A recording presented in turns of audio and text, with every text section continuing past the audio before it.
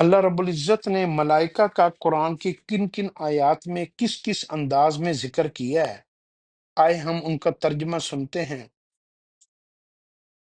فرشتے خدا کے عرش کے حامل ہیں اور اس پر ایمان رکھتے ہیں۔ ملائکہ اللہ تعالیٰ کی تسبیح و تحمید کرتے ہیں اور اس میں کمی نہیں آنے دیتے، نہ تھکتے ہیں۔ فرشتوں کو اللہ کا بندہ ہونے سے قطعاً گریز نہیں، نہ وہ اس کی بندگی کرتے تھکتے ہیں۔ فرشتے خدا کے سامنے سجدہ ریز رہتے ہیں، وہ خدا سے ڈرتے ہیں اور اس کے ہر حکم کی تعمیل کرتے ہیں۔ فرشتوں کے دو دو، تین تین اور چار چار پر ہوتے ہیں۔ کچھ لوگوں نے فرشتوں کو معبود اور خدا کی بیٹیاں قرار دے دیا۔ فرشتے خدا کی وحدانیت اور کتاب الہی کی صداقت پر گواہی دیتے ہیں۔ فرشتے عرش کے ارد گرد کھڑے ہیں۔ فرشتے آسمان کے کناروں اور اطراف میں ہیں اور 8 اپنے اوپر عرش الہی کو اٹھائے ہوئے ہیں۔ خدا کے سامنے صف صف بستہ کھڑے ہیں، ان کا ایک متعین مقام ہے۔ انسان کے دائیں بائیں 2 نگران بیٹھے ہیں جو اس کے منہ سے نکلنے والی بات کی بھی نگرانی کرتے ہیں۔ فرشتے خدا کی عبادت سے اپنے آپ کو بڑا نہیں سمجھتے، بلکہ اس کی تسبیح کرتے ہیں اور اس کے سامنے سجدہ ریز رہتے ہیں۔ فرشتے اللہ کے حکم سے نازل ہوتے ہیں، فرشتے خدا کی طرف چڑھتے ہیں۔ ملائکہ کا دشمن اللہ کا دشمن اور کافر ہے۔ فرشتوں نے خدا کے حکم پر آدم علیہ السلام کو سجدہ کیا۔ فرشتوں نے آدم علیہ السلام پر قتل و فساد کا الزام لگایا۔ آدم علیہ السلام سے علمی مقابلے میں فرشتے ناکام رہے۔ فرشتے انسانوں کی روحیں قبض کرتے اور ان سے سوال و جواب کرتے ہیں اور بروں کو مارتے پیٹتے ہیں اور انہیں عذاب کی دھمکی دیتے ہیں۔ فرشتوں کو کسی نہ کسی مقصد ہی کے لیے نازل کیا جاتا ہے۔ فرشتے وحی لے کر خدا کے برگزیدہ بندوں پر نازل ہوتے ہیں۔ فرشتے حضرت یحییٰ علیہ السلام کی خوشخبری لائے۔ انہوں نے حضرت مریم علیہ السلام کی طہارت کی خوشخبری دی۔ وہ طالوت کی بادشاہی کے لیے بطور شہادت تابوت اٹھا کر لائے۔ انہوں نے حضرت ابراہیم علیہ السلام کو بیٹے کی خوشخبری دی اور قوم لوط پر عذاب لائے۔ اگر زمین پر فرشتے ہوتے تو ان کی رہنمائی کے لیے بھی فرشتے اترتے۔ اللہ انسانوں یا فرشتوں میں سے جسے چاہتا ہے اپنا پیغمبر بناتا ہے۔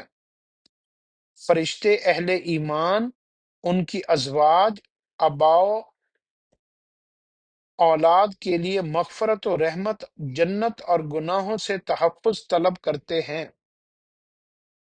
ملائکہ پیغمبر کے رفیق ہیں۔ اللہ تعالیٰ آگے پیچھے فرشتے لگا کر اپنے نبی کی حفاظت کرتا ہے۔ 1000 فرشتے اہل بدر کی مدد کے لیے اترے اور لڑے۔ اللہ تعالیٰ نے 3 یا 5 ہزار فرشتوں سے احد میں مسلمانوں کی مدد کی۔ ملائکہ اور روح الامین اتنے وقت میں خدا کی طرف چڑھتے ہیں جس کی مقدار 50,000 سال ہے۔ اللہ تعالیٰ انسانوں پر محافظ فرشتے بھیجتا رہتا ہے بلا کم و کاست، جو موت کے وقت ان کی روح قبض کر لیتے ہیں۔ فرشتے لیلۃ القدر میں خدا کے حکم سے نازل ہوتے ہیں۔ لوگوں کے مطالبہ پر اگر فرشتہ نازل کیا جاتا تو آخری فیصلہ ہو جاتا، نیز اسے بھی انسانی شکل دینی پڑتی۔ فرشتے نیک لوگوں کا قیامت کو استقبال کریں گے۔ کفر کی حالت میں مرنے والوں پر فرشتے لعنت بھیجتے ہیں۔ قیامت کو فرشتے اپنے پرستاروں کے متعلق کہیں گے کہ یہ ہماری نہیں بلکہ جنوں کی پوجا کرتے تھے۔ استقامت دکھانے والے اہل ایمان پر فرشتے سکینت لے کر نازل ہوتے ہیں۔ فرشتوں کی سفارش صرف انہیں کام آئے گی جن کو اللہ چاہے اور پسند کرے گا۔ آگ پر بہت سخت فرشتے مقرر ہیں جو خدا کے حکم کی نافرمانی نہیں کرتے بلکہ وہی کرتے ہیں جس کا حکم ملتا ہے، اور ان کی یہ تعداد کافروں، اہل کتاب، مومنوں اور منافقوں کے لیے آزمائش ہے۔